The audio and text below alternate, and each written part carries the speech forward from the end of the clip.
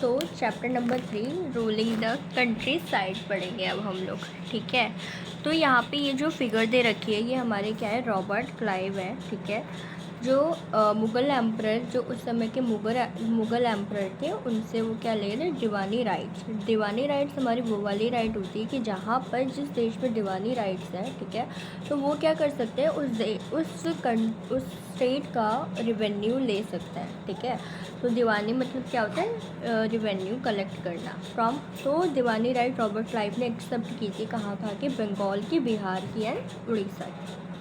ठीक है, 1765 में। So the company become the diwan. On 12 August 1765 the Mughal emperor appointed the East India Company as the diwan of Bengal. तो 12 August 1765 में जो मुगल एम्पर थे, उन्होंने क्या किया था, ईस्ट इंडिया कंपनी को बंगाल का दीवान अपॉइंट किया था। ठीक है, the actual event most probably took place in Robert Clive tent. ज़्यादा से ज़्यादा जो एक्चुअल इवेंट जो हुए थे वो रॉबर्ट क्लाइव के टेंट में हुए थे, with a few English man and Indian as a witness. कुछ इंग्लिश मैन जो वहाँ के ब्रिटिशर्स वगैरह थे वो, और कुछ इंडिया यानी कि जो हमारे इंडिया के लोग थे वो। विटनेसेस का मतलब क्या होता है कि उनकी देखभाल में, कि हाँ एक प्रूफ की तरह हम लोग उसको दिखा रहे हैं कि ये दोनों प्रूफ है कि भाई हाँ हमें यहाँ की दीवानी राइट्स मिली है। But in the painting above the event is show as a majestic occasion taking place in a grand sitting. But इस पेंटिंग में क्या दिखाया गया है कि ये बहुत बड़ी ओकेशन है। ठीक है, ग्रैंड सिटिंग हुई थी। The painter was commissioned by Clive to record the memorable event in Clive's life. तो ये जो पेंटर था उस समय का, ठीक है, तो क्लाइव ने उनको क्या किया था, कमीशन दे रखा था। कमीशन का मतलब पैसे दे रखे थे कि आप इस मेमोरेबल इवेंट को अच्छे से रिकॉर्ड करें क्लाइव के लाइफ में। ठीक है, the grant of Deewani clearly was one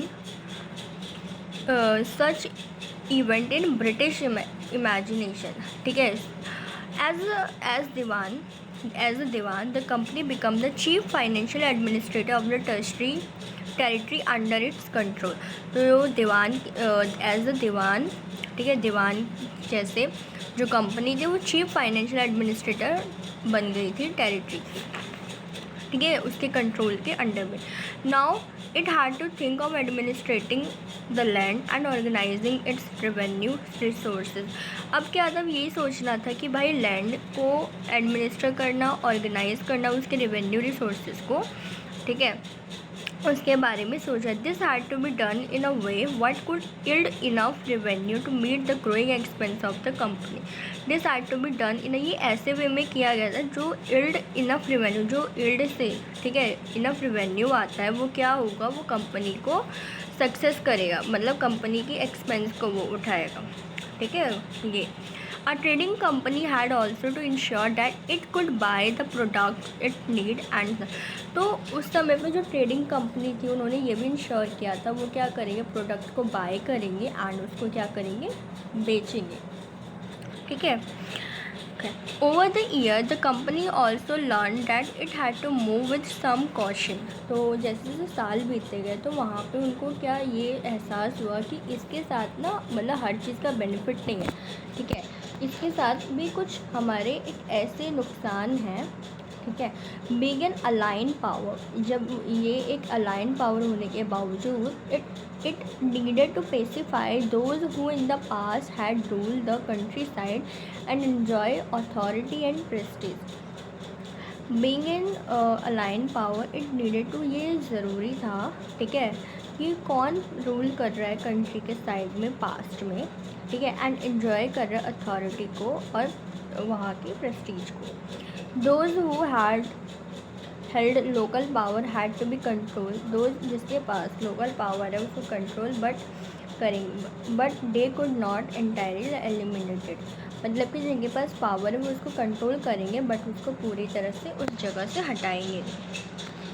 how was this to be done, ये कैसे हुआ, ठीक है, कैसे हुआ था। In this chapter we will see how the company come to colonise the countryside and organise revenue resources redefined the rights of people and produced a crop it wanted।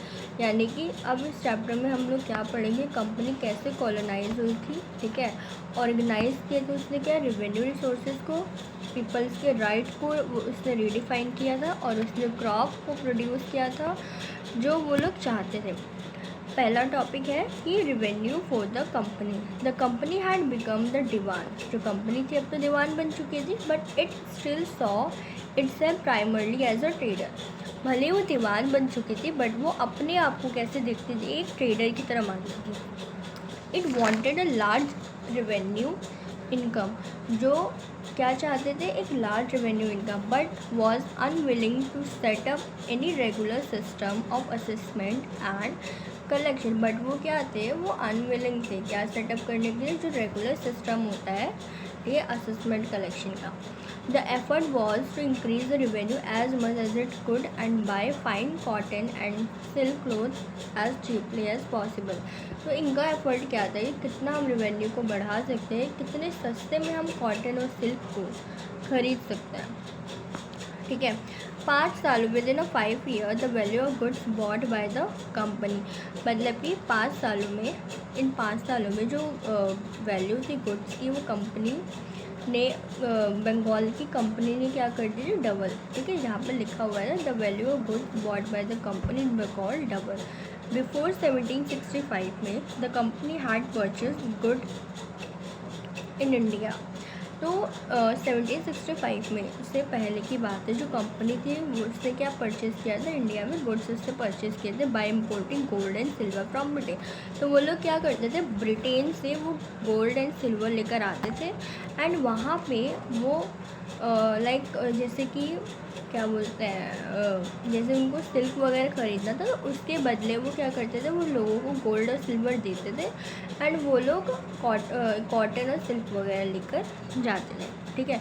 Now the revenue collected in Bengal could finance the purchase of good for export. अब क्या था, now the revenue collected in Bengal, अब क्या था, जो revenue थी वो कैसे वो रेवेन्यू कलेक्ट होती थी बंगाल में, ठीक है, could finance the purchase of good for export.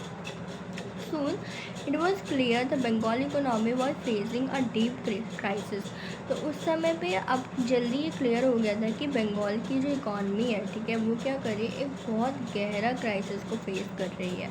Artisan were deserting village, they were being force to sell their goods to their company at low prices. यानी कि जो वहाँ के आर्टिशंस थे, ठीक है, उनको क्या किया गया था, उनको फोर्स किया गया था कि आप अपने गुड्स को कंपनी को लो प्राइजेस में बेचें, ठीक है। पीजेस were unable to pay the due पे। जो लोग थे उस समय के, ठीक है, पीजेंस जो थे वो unable to pay the dues that were being demanded from them. जो भी उनसे डिमांड किया जाता था, ठीक है, जो भी ब्रिटिश वगैरह डिमांड करते थे तो बहुत ज़्यादा मुश्किल हो रहा था उन लोगों के लिए पे करना, ठीक है। इस लाइन का ये मतलब है। Artisanal production was in decline. Artisanal production जो थे वो डिक्लाइन होते जा रहे थे and agriculture cultivation show a sign of collapse. और जो एग्रीकल्चर कल्टिवेशन थी वो क्या होती, कोलैप्स होती जा रही थी, वो दिखा रही थी कि भाई ये कोलैप्स हो रही है, ठीक है। Then in 1770 a terrible famine killed 10 million people in Bengal। 1770 में एक टेरिबल फेमाइन आई और इसने क्या किया, 10 मिलियन लोगों को बंगाल में किल कर दिया। तो 10 मिलियन लोग मर गए थे। क्या बोला आपने, कुछ बोलिए। ओके, तो थोड़ा मेरी बहन आ गई थी, ठीक है। हाँ, the need to improve agriculture. अब क्या हो गया था कि हमें ज़रूरत पड़ गई थी कि हमें अब अपने एग्रीकल्चर को इम्प्रूव करना है। If the economy was in ruins could the company be certain of its revenue income. मतलब कि अगर इकॉनमी ख़त्म हो रही थी तो क्या कंपनी उस समय पे अपने रेवेन्यू को सर्टेन रखेगी। Most company official begin to feel that investment in land had to be encourage and agriculture had to be improve. तो उस समय हम ज़्यादातर कंपनीज़ को क्या लग रहा था कि हम अगर लैंड में इन्वेस्ट करेंगे या ज़मीन पे इन्वेस्ट करेंगे तो उससे क्या होगा, एग्रीकल्चर में भी इम्प्रूवमेंट आएगी, ठीक है। How was this to be done, ये कैसे हुआ। After 2 decades of debate on the question. इसी क्वेश्चन पे डिकेड्स तक डिबेट हुई, the company finally introduce the permanent settlement in 1793। ठीक है, तो कंपनी ने क्या किया, फाइनली इंट्रोड्यूस किया परमानेंट सेटलमेंट 1793। तो यहाँ पे जो परमानेंट सेटलमेंट क्या था, जो गवर्नमेंट थी ना, ब्रिटिश गवर्नमेंट, उसने क्या किया था, ज़मींदार वगैरह बना दिए थे। ठीक है, तो अब उन ज़मींदारों का काम क्या रहता था कि वो अपने से नीचे वाले फार्मर वगैरह से रेवेन्यू को कलेक्ट करे एंड उसके बाद फिर वो उस रेवेन्यू को ब्रिटिशर्स को दे दे, और जो ऐसा नहीं करता था तो उनकी ज़मीन उनकी ज़मीन उनसे छीन ली जाती थी। ठीक है, तो ये हमारा क्या था, परमानेंट सेटलमेंट, जो कब आया, 1793 में। द राजाज एंड तालुकदार व रिकॉग्नाइज एज ज़मींदार। तो राजाज और तालुकदार जो थे उस समय पर ज़मींदार की से रिकॉग्नाइज किए जाते थे। ठीक है, they were asked to collect rent from the peasant and pay revenue to the company. जो मैंने अभी बताया कि उनसे वो लोग क्या करते थे, उनको रेंट लेना पड़ता था पीजेंट से, कंपनी को रेवेन्यू पे करनी पड़ती थी। The amount to be pay was fix permanently. जो अमाउंट होता था वो हमेशा परमानेंटली फिक्स रहता था। That is it was not to be increase ever in future. मतलब कि कोई भी अमाउंट है वो हमेशा फिक्स ही रहेगा, वो फ्यूचर में ना तो बढ़ता था ना तो घटता था। मतलब अगर 10,000 रुपये उनको पे करना है तो वो 10 का 10,000 रुपये रहता था, ना वो कभी 12,000 होता था, ना कभी वो 6,000 होता था। ठीक है, ये चीज़ है। ओके, तो या it was felt that this would ensure a regular flow of revenue into the company coffers and at the same time encourage the जमींदार to invest improving the land। तो ये उस समय पे ऐसा लगने लगा था कि ये क्या है, एक फ़्लो की तरह है। ठीक है, रेवेन्यू जो कंपनी को मिलती है वो एक फ़्लो की तरह है, एंड उस टाइम पे ये वाली जो चीज़ थी वो ज़मींदार को क्या करती थी, तो ज़मींदार को इन्वेस्ट करने में भी सही लगता था उनको, इम्प्रूव द लैंड। ठीक है, इससे इम्प्रूव होते थे क्या, लैंड भी इम्प्रूव होते थे। Since the revenue demand of the state would not be increase. जब तक रेवेन्यू की डिमांड नहीं हुई इंक्रीज, द ज़मींदार would benefit from increase production from the land. मतलब आप इस तरीके से समझो, अगर कोई फसल है, ठीक है, अगर उसमें मान लो 1 लाख का मुनाफा हो रहा है हमें, ठीक है, और तुम्हें कंपनी को 10,000 रुपये दे रहे हैं। ठीक है, और उसमें ज़मीन में जो तुम प्रोडक्शन वगैरह कर रहे हो उससे क्या हो रहा है, तुम्हें प्रॉफिट ही प्रॉफिट मिल रहा है। ठीक है, तो कंपनी को पैसे देने के बाद बाकी रेस्ट ऑफ मनी जो था वो क्या था, वो तुम्हारे पास ही आना था। ठीक है, तो इससे क्या था, ज़मींदार would benefit from increase production from the land. ठीक है, क्या होता था, बेनिफिट होगा। द प्रॉब्लम, अब दिक्कत कहाँ पे आती है, the permanent settlement however created problem. Company officials soon discovered that zamindar were in fact not investing in the improvement of land. Permanent settlement ने क्या किया, प्रॉब्लम को क्रिएट किया। ठीक है, कंपनीज जो थी वो क्या करती थी, उन्होंने डिस्कवर किया कि जो ज़मींदार है अब वो ज़्यादा इन्वेस्ट नहीं कर रहे लैंड को इम्प्रूव करने में। The revenue that had been fix was so high. अब इन्होंने क्या किया, जो रेवेन्यू था उसको बहुत ज़्यादा हाई कर दिया, डेट द जमींदार फाउंड टू डिफ़िकल्ट टू पे। तो इससे क्या हुआ, ज़मींदार को दिक्कत होगी उसको पे करने में। And anyone who fail to pay the revenue lost his zamindari. जो मैंने पहले बताया था कि जो भी रेवेन्यू को पे नहीं कर पाएगा वो अपने ज़मींदारी को भूल जाएगा। ठीक है, ठीक है। Now numerous zamindar were sold off at auction organise by the company. तो बहुत सारे ज़मींदार थे, उन्होंने क्या कर दिया, उन्होंने अपनी ज़मीन को बेच दिया। ठीक है, by the first decade of the 19th century, पहले के जो 10 साल थे, द सिचुएशन चेंज। सिचुएशन क्या थी, वो चेंज थी। ठीक है, the price in the market rose, जो प्राइजेस थे वो मार्केट में रोज हुए, एंड कल्टिवेशन स्लोली एक्सपेंड। जो उस समय की कल्टिवेशन थी वो स्लोली एक्सपेंड हुई। This mean and increase in the income of ज़मींदार। तो इसका मतलब क्या था कि जो ज़मींदार की इनकम थी वो क्या हो रही थी, वो इंक्रीज़ हो रही थी, but no gain for the company, क्योंकि कंपनी को कोई फ़ायदा नहीं हो रहा था उसमें। Since it could not increase a revenue demand that had been fix permanently. तो it could not increase the revenue demand. हाँ, तो इसमें क्या हुआ था, ये रेवेन्यू डिमांड क्योंकि बढ़ नहीं रही थी एंड जो कि फिक्स थी। मतलब आपने समझा ना कि कोई खेत है, ठीक है, अगर उसमें 1 लाख रुपए का हमें प्रॉफिट हो रहा है, ठीक है, एंड सरकार मतलब उसको क्या बोलते हैं, ज़मींदार को 10,000 रुपये पे करना है रेवेन्यू, इसको ऑफिशियल कंपनी ऑफिशियल्स को, ठीक है, तो वो 10,000 रुपये पे करेगा, बाकी के 90,000 तो उसके पास जाएंगे, ठीक है। और जमींदार जो परमानेंट सेटलमेंट था वो क्या था, वो एक ऐसा लॉ था जो कॉर्नवालिस ने लाया था, जहाँ पे कंपनी ने हायर किए थे ज़मींदार जो रेवेन्यू लेंगे किससे, उनसे क्या बोलते हैं पीजेंट से रेवेन्यू लेंगे और उसको पे करेंगे, और ये एक फिक्स सेटलमेंट था, ठीक है। Hope so understood. क्या इवन देन द ज़मींदार did not have an interest in improving the land, तो जबकि ज़मींदारों को कोई इंटरेस्ट नहीं था उस समय पे कि भाई वो इम्प्रूव करे लैंड को।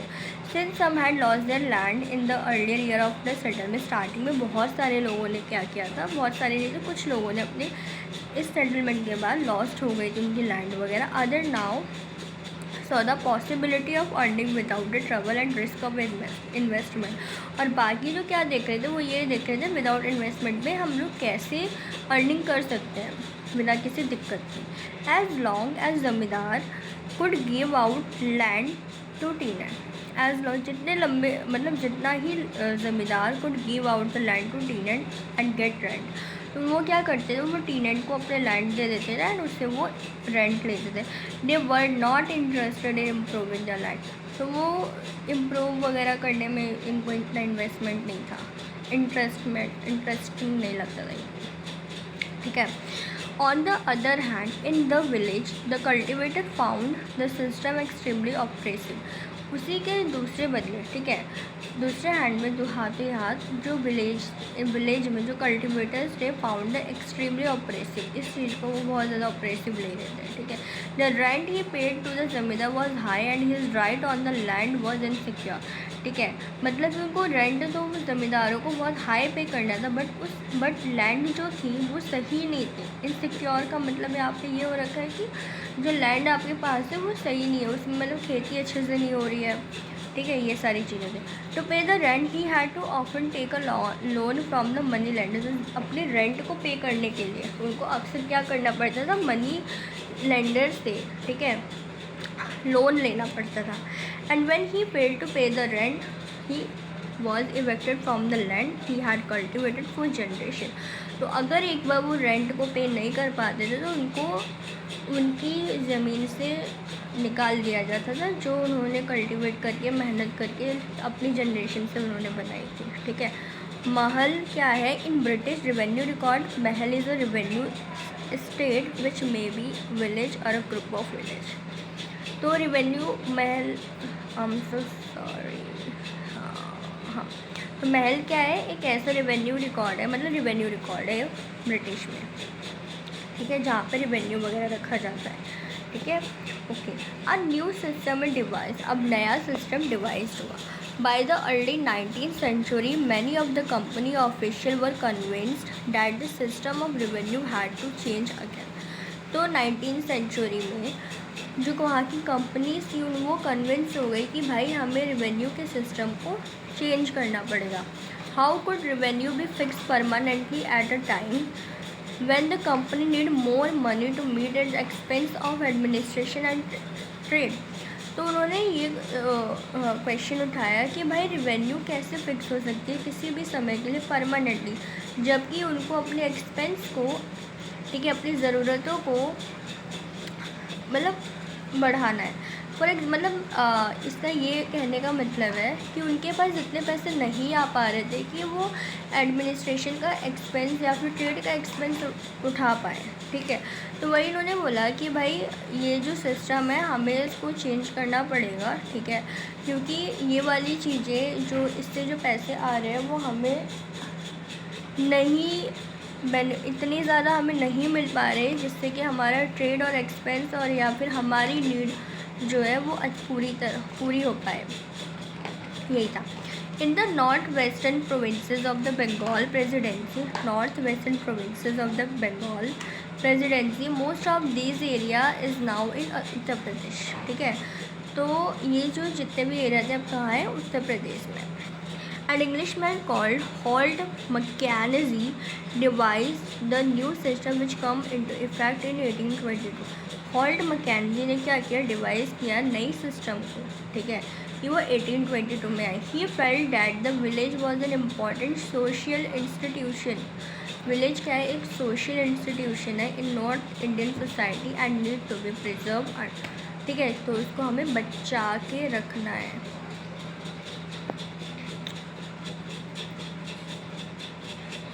या हाँ,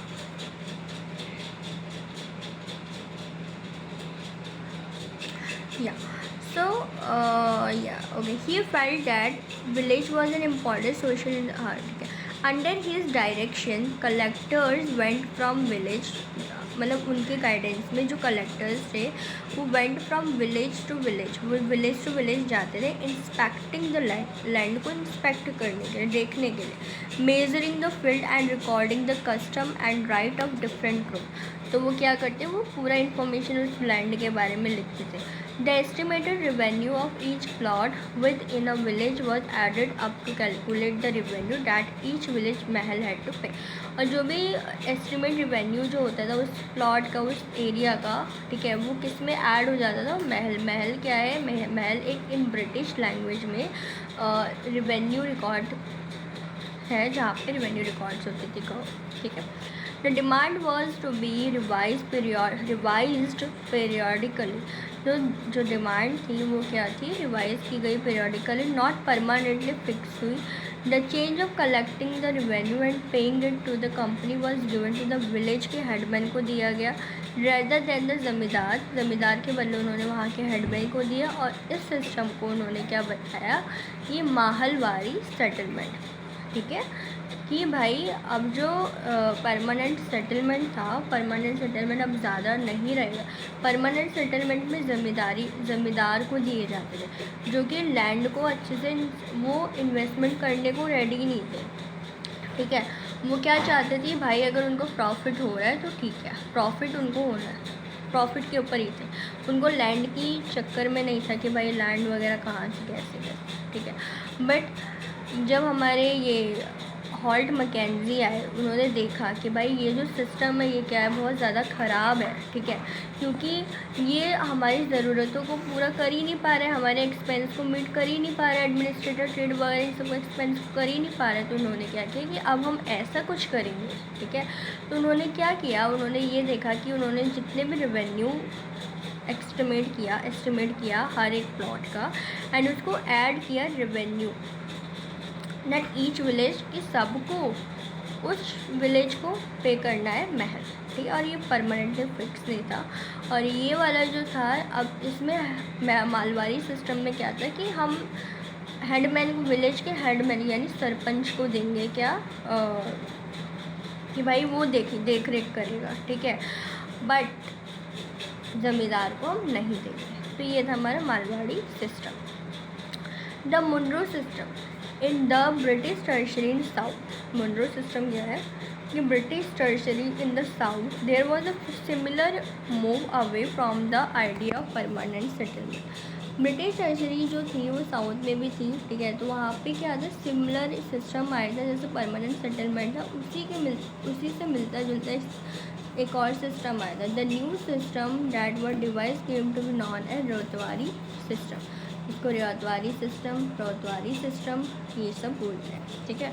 it was tried on a small scale by captain Alexander Read in some of the area that were taking over the company after the war with Tipu Sultan, यानी कि टिप्पू सुल्तान जो थे, ठीक है, उनके वॉर के बाद जो छोटे मोटे एरिया जो बच गए थे वो कैप्टन अलेक्जेंडर जो थे उन्होंने उस एरिया में लगाया था। टिप्पू सुल्तान की डेथ कब हुई थी, 1799 में। क्यों हुई थी, क्योंकि टिप्पू सुल्तान कहाँ के थे, मैसूर। और कौन सी वॉर हुई थी, एंग्लो मैसूर वॉर हुई थी, ठीक है, यानी कि मैसूर और ब्रिटिश में हुई थी वो वॉर, या ठीक है। वॉज ग्रेजुअली एक्सटेंडेड, फिर इसके बाद ये क्या हुआ, हाँ, Tipu subsequently developed by Thomas Munro, this system was gradually extended by all over India. तो ये ऑल ओवर इंडिया में पहुंच गया ये जो भी था Munro system. Read and Munro felt that in south में उन्होंने ऐसा फील किया, देयर वर नो ट्रेडिशनल जमींदार, कोई नहीं है। So the settlement they argue had to be made directly with the cultivator. तो वो क्या करेंगे, ये जो सेटलमेंट वो करेंगे वो डायरेक्ट कल्टिवेटर से थ्रू करेंगे रियॉर्ड्स, ठीक है।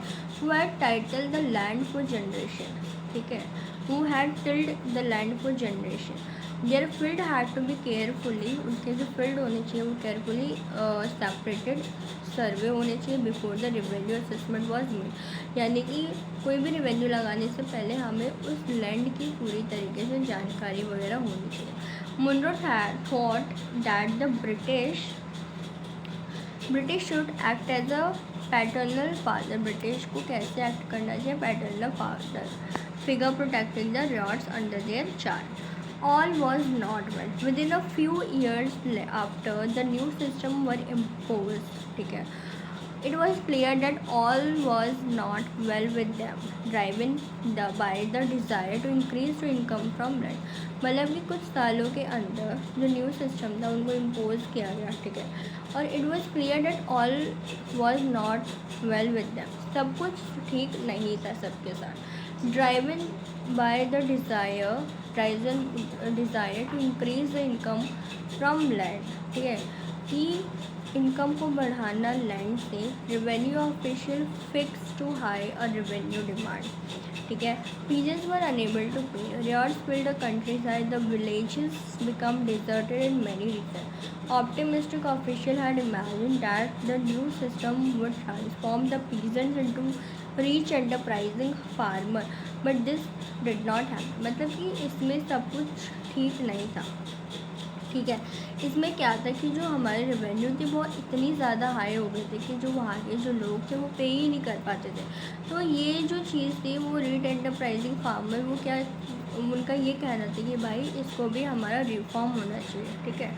क्रॉप फॉर यूरोप, अब जो क्रॉप्स थी वो यूरोप में आई। The British also realise that the countryside could not only yield revenue, जो ब्रिटिश ने रियलाइज़ किया कि जो कंट्री साइड जो है वो सिर्फ रेवेन्यू को नहीं बना, इल्ड मतलब क्या होता है, बनाना, ठीक है। It could also grow the crop that Europe required, तो वो क्या कर सकते हैं, वो क्रॉप को भी ग्रो कर सकते हैं जो यूरोप को ज़रूरी है, ठीक है।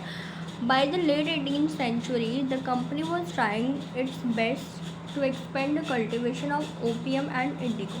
मतलब कि 18th सेंचुरी में, लेट 18th सेंचुरी जो कंपनी थी उसने बहुत ट्राई किया कि वो क्या करे, कल्टिवेट करे, ओपीएम और इंडिगो को बढ़ाए। In the century and a half that follow, मतलब मान लो सेंचुरी का मतलब क्या, 100 साल, और उसका आधा कर लो फॉलो किया गया था। द ब्रिटिश परसुएडेड और force cultivator in various part of India to produce other crops jute in Bengal. मतलब कि ब्रिटिश ने क्या किया, अब फोर्स करना स्टार्ट कर दिया अदर कल्टिवेटर्स ऑफ इंडिया, ठीक है, इंडिया के अलग अदर कल्टिवेटर्स को इन्होंने फोर्स करना स्टार्ट कर दिया कि वो क्या करें, प्रोड्यूस करें। जैसे कि jute in Bengal, tea in Assam, sugar cane in United Provinces, जो अब उत्तर प्रदेश के नाम से जानते हैं, वीट को पंजाब में, कॉटन को महाराष्ट्र में, एंड पंजाब में, राइस को मद्रास में। हाउ वॉज दिस डन, ये कैसे हुआ? The British use a variety of method to expand cultivation of crop that they needed. उन्होंने बहुत सारे ऐसे मेथड को यूज़ किया जो उनके क्रॉप को एक्सपेंड करने में ज़रूरत हो। Let us take a closer look at the history of one such a crop on one such a method of production. अब हम क्या करते हैं, एक छोटा सा पास तरीका देखते हैं कि जहाँ पे हमने इस क्रॉप को उगाया था, ठीक है। मतलब देखते हैं कि इस क्रॉप के बारे में अब हम लोग बेसिकली पढ़ेंगे। Now does colour have a history, क्या कलर के पास भी कोई हिस्ट्री है, ठीक है, हिस्ट्री करता है, तो ये सारी चीज़ें, ठीक है। हाँ, ये हमें फिगर दे रखी है 5 and 6 Kalamkari print and Morris cotton print 8 लेडीन 19th सेंचुरी इंग्लैंड में है, ठीक है। मोरिस कॉटन प्रिंट और कलमकारे प्रिंट 20th सेंचुरी में है, ठीक है। अब इसको पढ़ते हैं। Figure 5 and 6 are 2 image of cotton print, 2 print है कॉटन प्रिंट्स के। The image on the left show a kalamkari print created by weavers of Andhra Pradesh in India, ठीक है, Andhra Pradesh. On the right is a floral cotton print designed and produced by William Morris a famous poet and artist of 19th century Britain दे, ठीक है।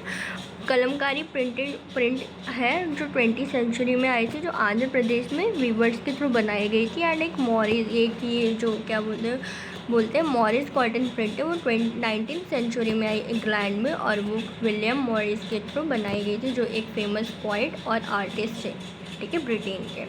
There is one thing common in two print, both use rich blue colour commonly called indigo. तो इसमें common क्या था कि ये जो चीज़ें थी, इसमें जो कलर था वो कॉमन था, ठीक है, इंडिगो का यूज़ किया गया था। Do you know how this colour was produce? तुम्हें पता है ये कलर कैसे प्रोड्यूस होता है? The blue that you see in this print was produce. जो भी ब्लू तुम देख रहे हो इस प्रिंट में, वो प्रोड्यूस किया जाता था from a plant called indigo के थ्रू। It is likely that the blue dye used in the Morris print in 19th century Britain was manufacture from indigo plant cultivated in India. ये उसके जैसे ही था कि जो मॉरिस प्रिंट ने 19th century में मैन्युफैक्चर किया था, ठीक है, मॉरिस प्रिंट में ब्लू डाई कलर एक वैसा कलर था जो मॉरिस प्रिंट ने 19th सेंचुरी में ब्रिटेन में मैन्युफैक्चर किया था। किससे? इंडिगो से। और इंडिगो प्लांट कहाँ कल्टीवेट किया गया था? इंडिया में, ठीक है। मतलब कि इसका ये कहने का मतलब है कि जो मॉरिस प्रिंट थे, ठीक है, उन्होंने 19th सेंचुरी में इंडिया से ही एक प्लांट को उठाया, इंडिया के ही प्लांट को उठाया, उससे ब्लू कलर बनाया और उससे पेंट किया, ठीक है, ये था।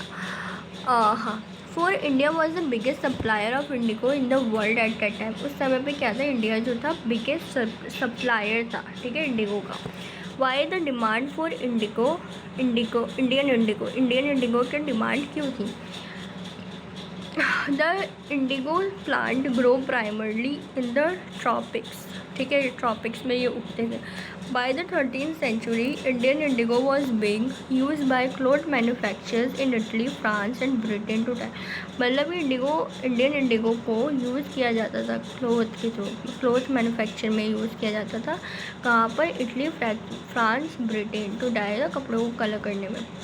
However only small amount of indigo reach the European market. छोटे अमाउंट ऑफ इंडियन इंडिगो ही यूरोपियन मार्केट में जा पाते थे, और वो भी उनका जो प्राइस होता था बहुत हाई होता था।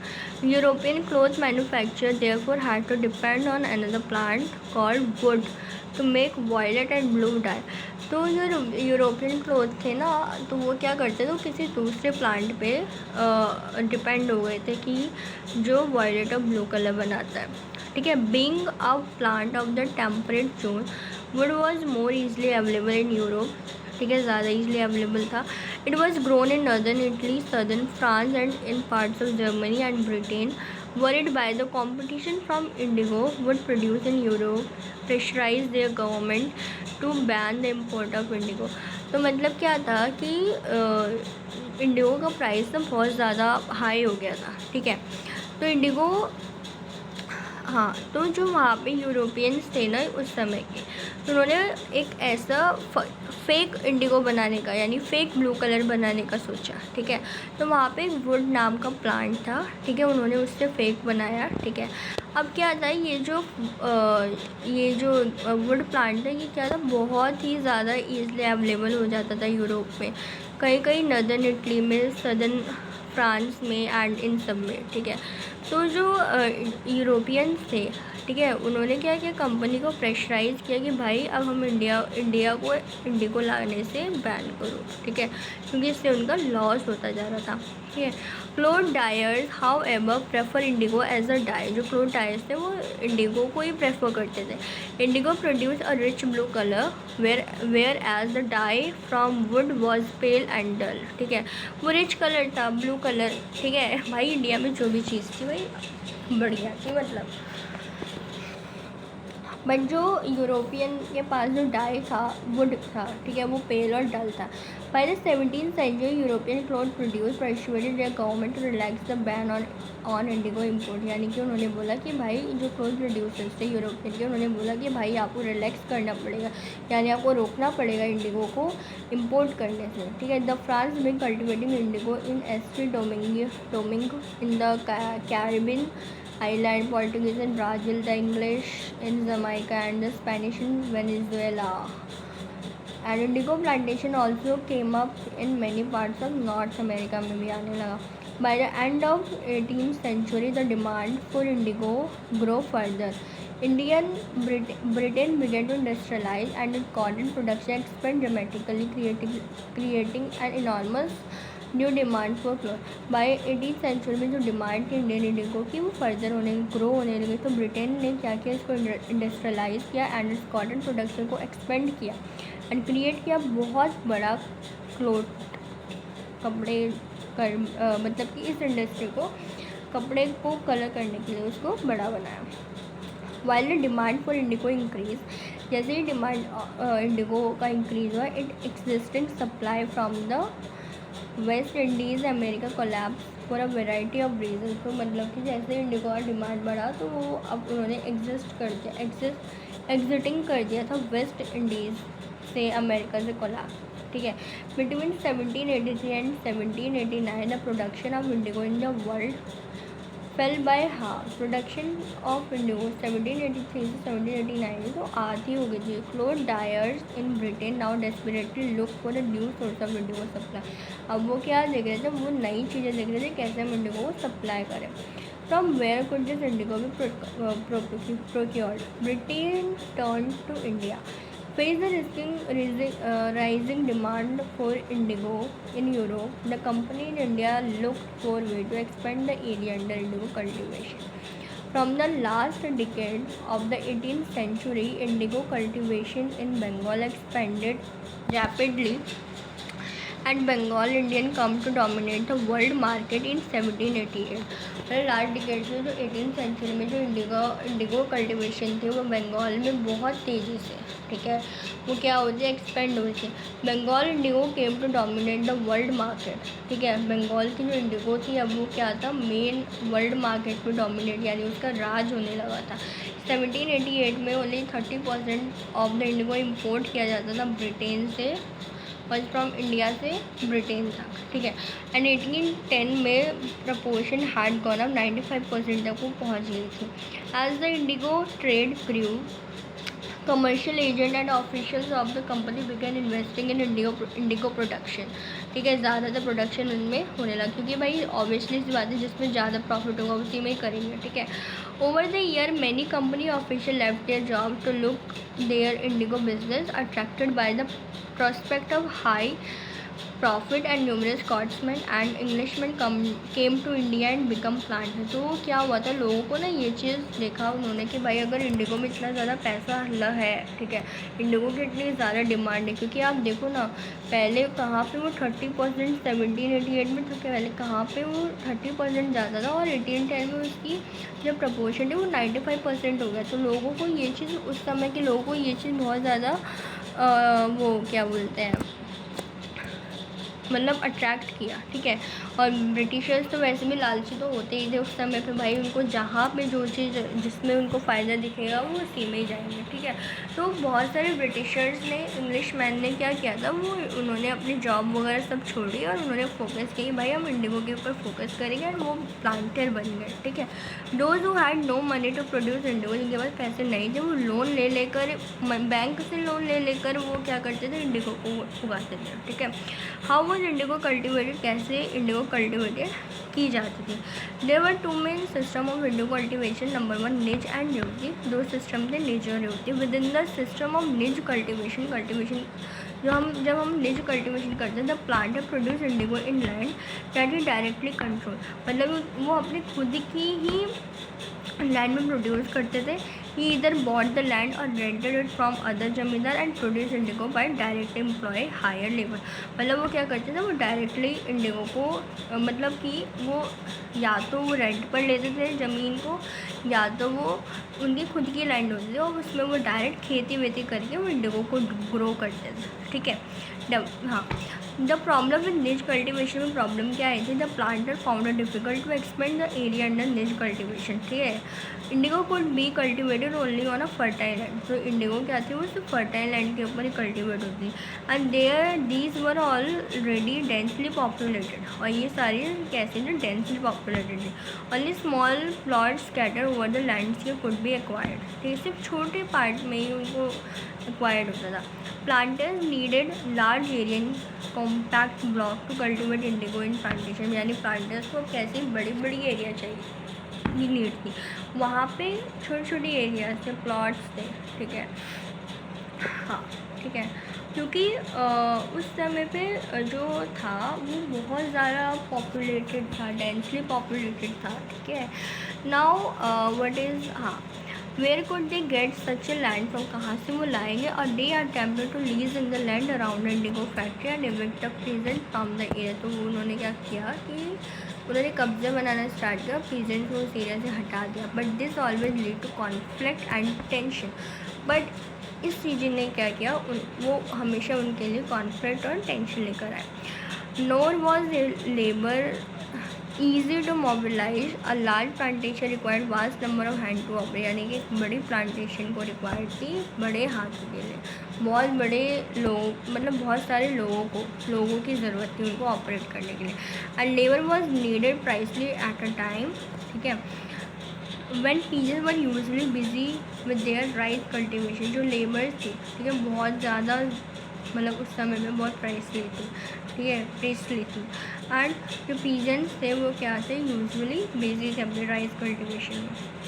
नाउ निच cultivation on a large scale also required many flow and bullocks, ठीक है। निच कल्टिवेशन क्या थी, वो लार्ज स्केल पे थी, ठीक है, बट उनको उसमें भी बहुत सारे बुलॉक्स की फ्लो की ज़रूरत है। 1 bigha of indigo cultivation required 2 block, यानी 1 बीघा इंडिगो कल्टिवेशन को ज़रूरत होती है 2 ब्लॉक की, जिसमें डेट प्लांटर विद 1000 बीघा के साथ उसको 2000 ब्लॉक की ज़रूरत थी। Investing on a purchase and maintenance of flow was a big task, और सबसे ज़्यादा जो मेन चीज़ है भाई कि उनके ऊपर उनको ख़रीदना एंड उन पर अगर वो एक बार ख़राब हो जाते थे उन पर इन्वेस्ट करना, ठीक है, पैसे लगाना, ठीक है, उनको ठीक करवाना, ये भी एक मेजर प्रॉब्लम थी। नॉर कुड सप्लाई भी easily got from the peasants since their plough and bullock was busy on the rice, मतलब उस समय पे क्या था कि वो किसी से उधार पे भी नहीं ले सकते थे, क्योंकि जो पीजेंट्स थे उनका जो फ्लो था वो खुद ही बिजी रहता था उनके राइस फील्ड के लिए, ठीक है। Exactly at the time that the Indigo planter needed them, ठीक है। अब उसी समय पे इंडिगो प्लांटर्स की उनकी ज़रूरत है। Till the late 19th century planter were therefore reluctant to expand the area under niche cultivation। तो 19th सेंचुरी में जो प्लांटर्स थे अब उन्होंने क्या किया था, निच कल्टिवेशन को रेलुकेंट कर दिया था, ठीक है। Less 25% of the land producing Indigo was under this system, तो 25% जो लैंड प्रोड्यूस करेगी इंडिगो इस सिस्टम में, and the rest was under an alternative mode of cultivation, मतलब खाली 25% हमारी रिच में होगी, बाकी रेतवारी में होगी, ठीक है। And indigo on the land of ryot, under the ryot system the planter force the ryot to sign a contract and agreement satta. At the time they pressurized the village headman to sign a contract on behalf of the riot. Those who signed the contract got cash advance from the planter at a low rate of interest to produce indigo, but the loan committed the riot to cultivate indigo on at least 25% of the area under his holding। मतलब ryotwari system में क्या था, जो भी English officials थे उन्होंने agreement sign कर लिया था, ठीक है, कि कुछ भी होगा तुम मतलब हमें 25% ऑफ इंडिगो दो, हम इसके बदले में तुम्हें पैसे वगैरह ये सब देंगे, ठीक है। तो यही चीज़ थी उसमें। The planter provided the seed and the drill, provide करते थे क्या, सीड और drill, while the cultivator prepare the soil, और कल्टिवेटर प्रिपेयर करते द सॉइल, और तो the seed and look after the crop, और वो टेक केयर करते थे क्रॉप वगैरह की। How was the Indigo produce, ठीक है, इंडिगो कैसे प्रोड्यूस किया गया। So the indigo villages were usually around Indigo factories, ठीक है। इंडिगो विलेजेस क्या आते हैं, वो ज़्यादातर कहाँ रहते थे, इंडिगो फैक्ट्रीज में, ओन बाय प्लांटर्स के थ्रू जो ओन होती थी। After the harvest the indigo, एक सेकेंड जूम कर लेती हूँ मैं, हाँ। आफ्टर हार्वेस्ट के बाद indigo plant was taken to the words क्या है, फर्मेंटिंग स्टोरेज, ओके, ठीक है। तो indigo plant was taking to the words in the indigo factory, 3 or 4 words were needed to manufacture the dye, 3 से 4 words की ज़रूरत होती थी तो डाई को प्रिपेयर करें। Each word had a separation function, सबके बाद अलग एक फंक्शन होता था। द लीव स्ट्रिप ऑफ, पहले क्या होता था, पत्तियों को हटाते थे। The indigo plant were first, उसको सुखाया जाता था गर्म पानी में, ठीक है। what a fermenting a stepper what for several hours. When the plant fermented, the liquid began to boil, फिर लिक्विड को उबालते थे एंड बबल करते थे। Now the rotten leaves were taken out and the liquid drained into another one. मतलब कि क्या हो, जो पकी हुई जो वहाँ पे जो लीव्स होते थे उनको हम क्या करते थे, हटाते थे, वो लोग हटाते थे एंड लिक्विड को ड्रेन करते थे किसी दूसरे वार्ड में, and that was placed just below the first ward, ठीक है। In the second ward known as beater ward, the solution was continuously stirred and beaten with paddles, से मारा जाता था। When the liquid gradually turn green and the blue, and then जब तक वो हरी से ब्लू नहीं हो जाते थे तब तक उनको पैडल से बीटन किया जाता था। Lime water was added to the ward, lime water को ऐड करते थे, ठीक है। Gradually the indigo separated out in flakes, तो ग्रेजुअली जो इंडिगो सेपरेट हुआ फ्लेक्स से, and muddy sediment settlement at the bottom of the vat and clear liquid rose to the surface. The liquid was drain off, liquid जो था उसको drain off किया, and sediment the indigo pulp transfer to another word known as settling wet and then press and dry for a sip. तो ये पढ़ ही लेना, ये इतना कुछ है नहीं इसलिए, ठीक है। Here you can see, अच्छा ये तो वही है। Now when the crop was delivered to the planter after the harvest, a new loan was given to the yard. After the cycle started all over again, peasants who were initially tempted by the loan soon realize how hard this system, जैसे pigeons होते हैं अब वो इस चीज़ से परेशान हो गए थे, ठीक है, लोन से परेशान हो गए थे, और उन्होंने देखा कि कितना ज़्यादा बेकार है। The price they got for the Indigo they produce very low and cycle of loan never ended, मतलब कि जो जिस प्राइस पे वो इंडिगो को उगाते थे, ठीक है, उस समय लोन बहुत ज़्यादा रहते थे तो वो कभी ख़त्म होता ही नहीं था उन चीज़ों के लिए। There were other problems. The planter usually insisted that indigo be cultivated on the best soil, which peasants prefer to cultivate rice. मतलब कि प्लांटर्स का ये था कि इंडिगो को बेस्ट सॉइल में कल्टिवेट करना चाहिए, जहाँ पे पीजेंट्स का ये मानना, जो पीजेंट्स क्या करते थे वो चावल के लिए प्रेफर करते थे कि ये वाली जो सॉइल है वो चावल के लिए है, बट वो बेस्ट है चावल के लिए, बट वो प्लांटर्स क्या कहते थे कि वो बोलते हैं कि नहीं, तुम यहाँ पे क्या होगा, indigo moreover had deep roots and it exhausted the soil rapidly. तो इंडिगो क्या करता था, वो उसके ऊपर बहुत डीप रूट्स थे एंड इट एग्जॉस्टेड, वो सॉइल को थका देता था पूरी तरीके से। After an indigo harvest the land could not be sown with rice, मतलब इंडिगो को हार्वेस्ट करने के बाद जो लैंड थी वो राइस के लिए बचती ही नहीं थी। The Blue Rebellion and the Amra. In March 1859, thousands of ryots in Bengal refused to grow indigo. उन्होंने मना किया था। As the rebellion spread, ryots refused to pay rent to the planter. ryots ने मना किया कि भाई हम planters को पे नहीं करेंगे rent. And attack indigo factories पे उन्होंने अटैक किया, armed with sword and spears. उन्होंने क्या किया, फैक्ट्रीज को हाँ अटैक किया तलवारों से, ठीक है, sword, spear, bow and arrow.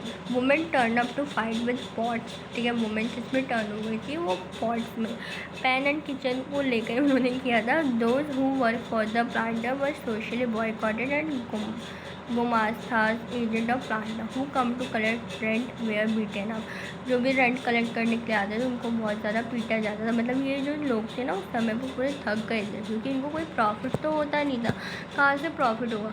तुम इंडिगो को उगा रहे हो उस समय, ठीक है, इंडिगो को उगा रहे हो, उससे मतलब इंडिगो अगर एक बार उग जाते थे तो उसके बाद कोई चीज़ें उगा ही नहीं सकते, क्योंकि वो सारी फर्टिलिटी इंडिगो में लग जाती थी, ठीक है। तो सॉइल को पहले फर्टाइल कर, इससे बहुत टाइम लग जाता, वो अपना रेंट भी पे नहीं कर पाते थे, ठीक है। तो ये सारी चीज़ें, तो ryot swore they would no longer take advance to sow indigo nor be bullied by the planter lathiyals, ठीक है।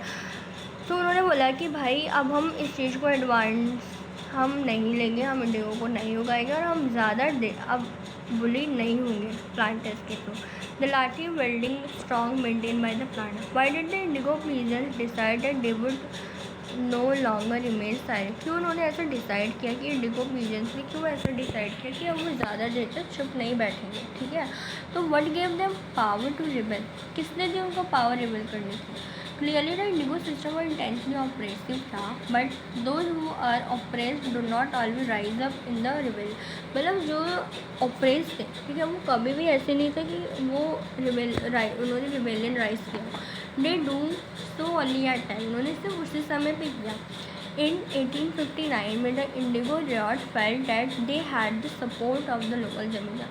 1859 में इंडिगो रियॉट ने ऐसा फील किया कि उनके पास लोकल जमींदार विलेज हैंडमैन का सपोर्ट है रिबेलियन अगेंस्ट द प्लांटर्स के अगेंस्ट। मतलब कि देखो जो इंडिगो के पीजेंट्स थे वो तब तक चुप क्यों थे, ठीक है, वो तब तक चुप थे क्योंकि उनके पास किसी का सपोर्ट वगैरह नहीं था। बट 1859 में उन्होंने क्या किया, रियलाइज़ किया कि भाई अब हमें they had support of the लोग, जमींदार का उनके पास सपोर्ट था, हेडमैन का सपोर्ट था प्लांटर्स के अगेंस्ट, ठीक है।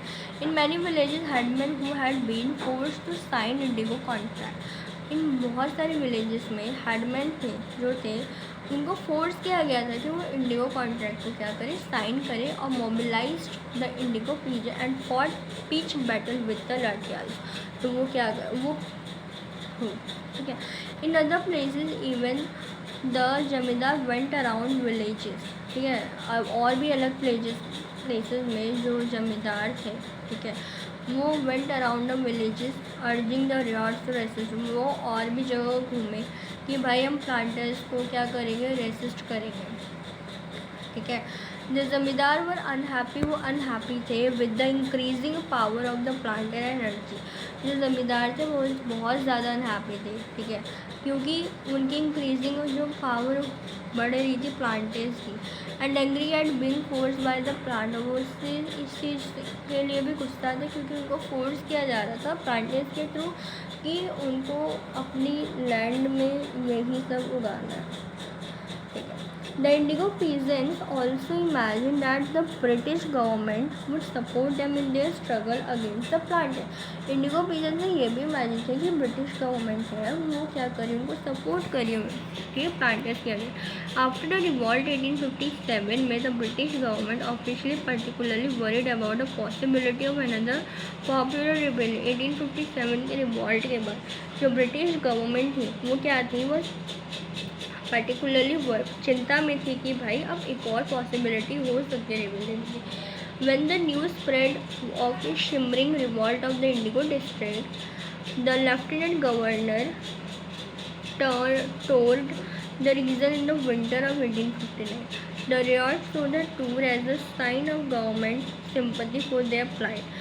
When in Barasat, the magistrate Azli Eden issued a notice stating that riot would not be compelled to accept indigo contract. ठीक है, and word went around the Queen Victoria and declared that indigo need not to be, ज़्यादा ज़रूरी नहीं है इसको दिखाना।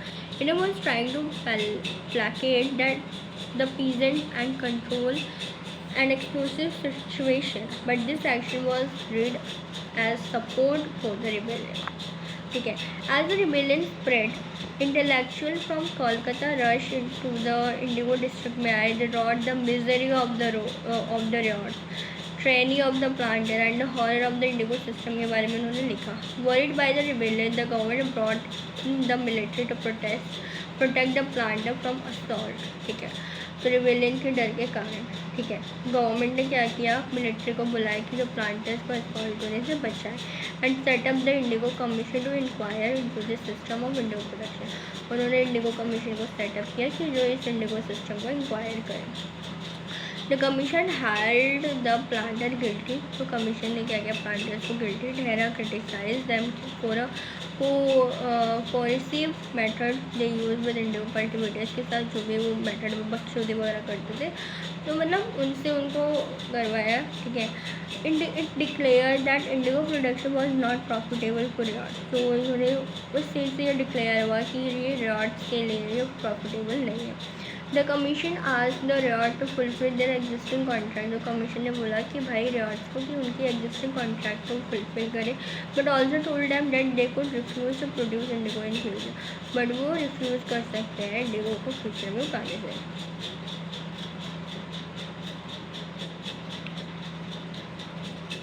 ठीक है। After the revolt indigo production collapse in Bengal में हुई, but the planter now shifted their operation to Bihar. Revolt के बाद जो इंडिगो प्रोडक्शन थी बंगाल में कोलैप्स हो गई थी, बट द प्लांटर्स जो थे वो ऑपरेशन वो बिहार में आए। With the discovery of synthetic dyes मुलाई in the late 19th century, their business was severely affected by yet they manage to expand production, मतलब उनका जो बिजनेस है पूरा ख़राब हो गया था। फिर Mahatma Gandhi return from South Africa से वो रिटर्न हुए थे। A peasant from Bihar persuaded him to visit Champaran and see the plight of the indigo cultivators there. मतलब कि क्या हुआ था कि अब वो लोग ना बंगाल में तो रिवॉल्ट वगैरह हो गया था कि भाई ठीक है, बंगाल के लोगों ने तो मना करते थे कि हम इंडिगो वगैरह नहीं उगाएंगे, ठीक है। बट फिर जो प्लांटर्स थे वो बिहार में शिफ्ट हो गए, ठीक है। तो बिहार के लोगों ने उनको कहा कि बिहार के लोगों तो जो बिज़नेस था अब वो अफेक्ट हो रहा था, ठीक है। तो वो जो महात्मा गांधी थे वो साउथ अफ्रीका गए। एक peasant from Bihar persuaded him to visit Champaran में एक पीजेंट्स थे, ठीक है, बिहार के। उन्होंने बोला कि भाई हम चंपारण में एक बार विजिट करो, फ्लाइट देखो इंडिगो कल्टिवेटर्स। तो महात्मा गांधी ने विजिट किया 1917 में, mark the beginning of the Champaran movement. Again 1917 में उसको मार्क किया गया कि चंपारण मूवमेंट 1917 में इंडिगो प्लांटर्स के अगेंस्ट में था। So this was the whole chapter. I hope you understand this chapter again. ठीक है. So yeah, if you like this video, like, share and subscribe, and don't forget to press the bell icon. I will make more videos on more topics. Bye bye.